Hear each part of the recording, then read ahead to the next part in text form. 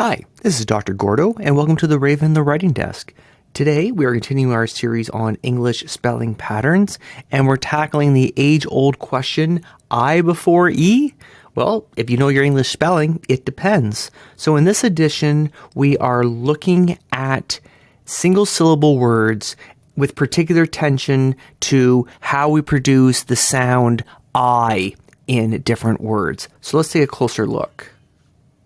First up, we have words with the so-called magic E.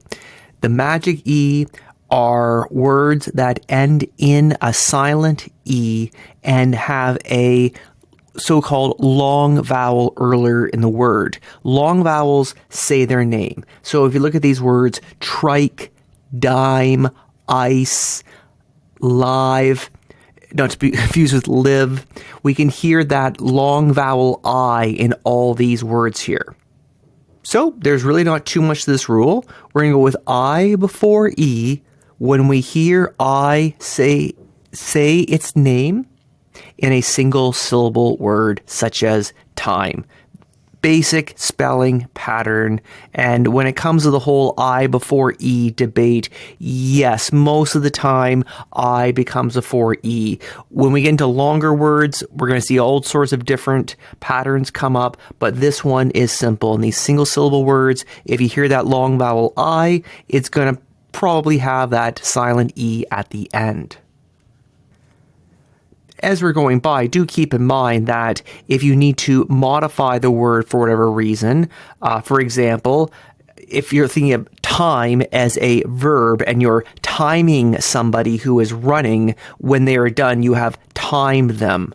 Likewise, smile, smiled, smiling. Keep in mind, you're going to be dropping that silent E when you modify the ending.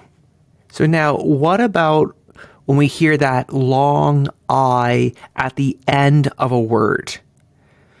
For example, sky. We are going to produce that sound of the long I with the letter Y. One easy way to remember this is that no natural English words end with the letter I. And so you might be thinking, well, what about ski? Well, ski comes from Russian, or so is my understanding. So native English words will use the letter Y at the end to create that long I sound. Words such as buy, fly, cry, try, Y. So we have our rule. If you hear I say its name at the end of a word, it's not the letter I, it's actually a Y. And we have a few exceptions along the way, words such as dye, tie, lie, I, and dye, D-Y-E, as in to dye a color into some clothing. And of course, if you're going to be modifying the word, such as changing the verb tense from tried, spy to spied, be sure that you're mindful of the new suffix at the end of the word, or any way you're modifying the spelling. There is another way we can produce that sound of the long I, and that is with the letters I-G-H. So words such as night, light, bright, sight. So for that pattern, you can say when you hear that long I followed by a T sound, write I-G-H-T. And with that rule in mind, keep in mind the spellings of the word sigh, high, and thigh.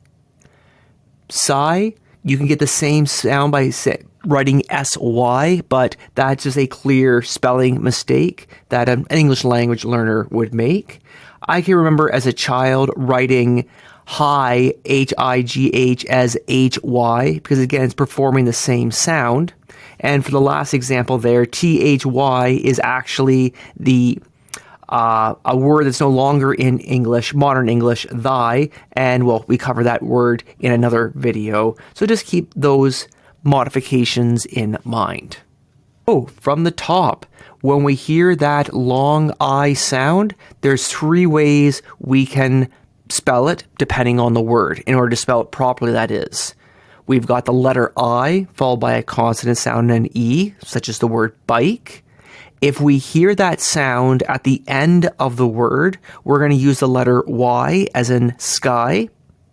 And then otherwise, we're going to form the long I with the letters IGH, such as the word flight or sigh. And that's about it. So next up, you could watch our video on the spelling, the sound K, as in the word catch, or likewise. And we've got all sorts of grammar videos you can throw on the playlist to check out. And in the meantime, if you could please like and subscribe, it's much appreciated. Please, if you have any questions, put them down in the comments. I'll do my best to get back to you as soon as I can. And I thank you for your time. Have a great day. Bye.